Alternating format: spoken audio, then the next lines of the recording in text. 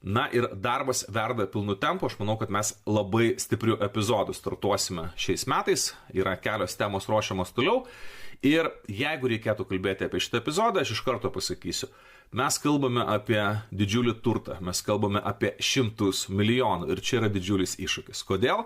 Todėl, kad labai dažnai žmonės tiesiog nesuvokia, ką tai reiškia.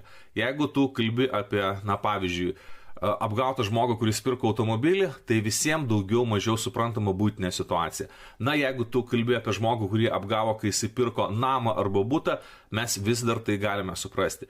Kai mes pradedame kalbėti apie dešimtis arba šimtus milijonų, žmonės nesuvokia, kokios tai sumos, labai dažnai tokios temos jos tiesiog lieka be atgarsio, nes žmonėms labai sunku save sutapatinti su štai tokiomis situacijomis. O kalba apie mūsų visų turtą.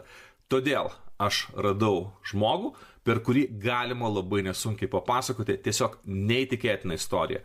Joje ir didžiulės schemos, ir teismai, ir nusikalstamas pasaulis. Žodžiu, nėra ką čia dabar man daug žodžiauti. Įsitaisykite patogiai ir susipažinkite.